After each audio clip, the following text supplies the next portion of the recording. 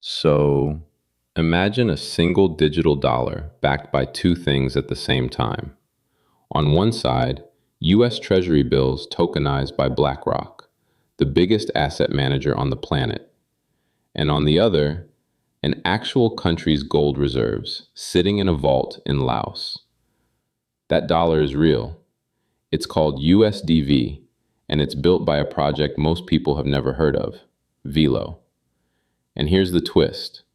Velo wasn't dreamed up by anonymous crypto founders. It was built on Stellar by the man who created Zelle, and bankrolled by one of Asia's largest conglomerates, the same family that literally owns Fortune magazine. So today, no price talk, no predictions, just the story of how a quiet empire built modern money rails for the people the old system forgot. Okay, so let's rewind to around 2018. A Thai conglomerate called CP Group, that's Charan Pokpan, one of the largest private companies in all of Asia, decides it wants to build a blockchain. Now, if you're new to this space, that sounds random, but it really isn't. CP Group touches food, retail, and telecom for hundreds of millions of people across Southeast Asia, a region where a huge share of folks still don't have a proper bank account. So they spin up Velo Labs with one simple idea. Think of it as a Libra for Southeast Asia, a way to move money across borders cheaply, all settled on a blockchain. And the rails they pick are stellar. Then in 2021 comes the move almost nobody talks about. Velo acquires a company called Interstellar in a reported nine-figure deal. And that matters for two big reasons. First, Interstellar was tied to Jed McCaleb, the co-founder of Stellar itself. So overnight, Velo basically bought deep stellar engineering talent. And second, the person who steps in as CEO is Mike Kennedy. And Kennedy is not a random crypto guy. He co-created the network that became Zelle. Yeah, the Zelle that moves hundreds of billions of dollars a year between American bank accounts. So just picture that combination. A Thai retail empire, the engineers behind Stellar, and the guy who helped build how Americans pay each other, all pointed at the same problem. So how does Velo actually work? And here's the first thing that surprises people. Velo doesn't really have its own blockchain. There are no Velo miners, no Velo validators. The Velo token launched as an asset issued on Stellar, which means it just inherits Stellar's security, that fast, low-energy consensus we broke down in our Stellar 101, so I won't re-explain it here. What Velo adds is the layer on top. The original design was something they called a federated credit exchange. In plain English, a trusted partner, like a money transfer company, locks up Velo tokens as collateral. And against that collateral, the system issues digital credits pegged to a real currency, say Thai baht or dollars. And there's an automatic digital reserve system that quietly rebalances that collateral every single day to keep everything backed one-to-one. So the Velo token is basically the universal collateral that guarantees the money actually arrives on the other end. Now here's the genuinely clever part, the part engineers respect. Back in 2020, Stellar was fast, but it couldn't run complex smart contracts yet. Velo needed that programmability. So instead of waiting, they built their own Ethereum-style chain called EveryNet, plus a bridge called Hermes Warp that locks a token on Stellar and releases an identical twin on EveryNet, one-to-one. Settle on one chain, compute on the other. They worked around Stellar's biggest limitation years before Stellar solved it itself. And today, that same idea lives on in Nova Chain, their own EVM network. Okay, so this is where Velo gets really interesting today, and it's the heart of our story. Around late 2024, Velo pivoted hard toward what's called real-world assets, basically putting traditional financial assets on-chain, and they built a stablecoin called USDV.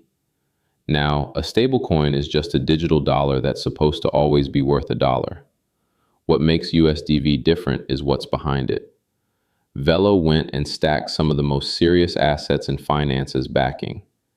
They added BlackRock's tokenized US Treasury fund, that's BITL, issued through a firm called Securitize. So a slice of USDV is literally backed by short-term US government debt. Then they added tokenized treasuries from Open Eden, which were the first of their kind to earn an A rating from Moody's and a AA plus from S&P. They brought in Paxos's yield-bearing dollar and even World Liberty Financial's USD1. But here's the nugget almost no one covers. They also baked in gold. Velo signed on as the clearinghouse for Laos's national digital gold program, tokenizing the country's physical bullion. And that gold token sits right inside USDV's reserves. So you've got a single digital dollar backed by BlackRock's bonds and a nation's gold at the same time. And it's not just theory.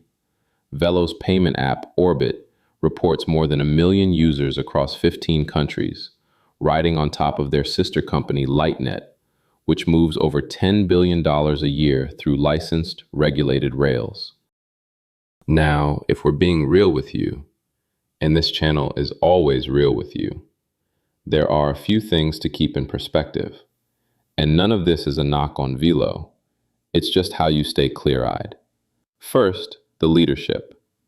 Mike Kennedy, the Zelle founder, actually stepped away back in 2022, before most of these big pivots even happened.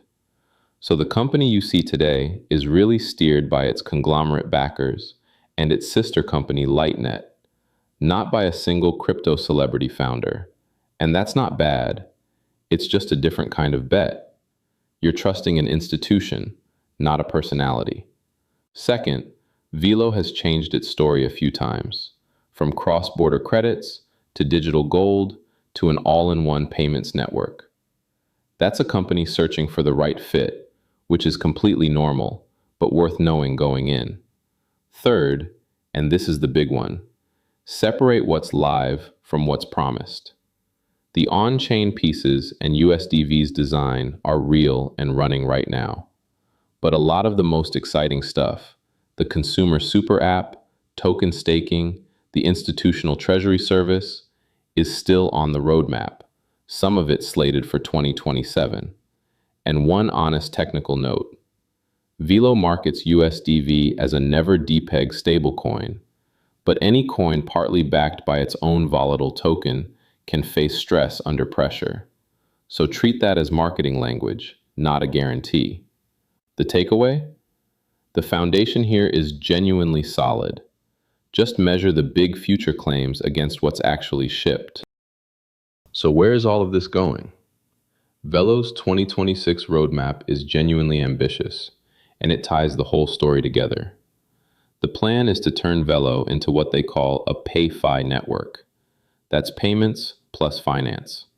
Think a crypto debit card you can spend through Apple Pay or Google Pay, the ability to cash crypto straight out into your local currency at a local bank, and a white label toolkit so other companies can launch their own branded payment apps on Velo's rails. They're expanding across chains like BNB, Solana, and Polygon, and rolling out treasury services for institutions heading into 2027. And yes, AI is part of the pitch.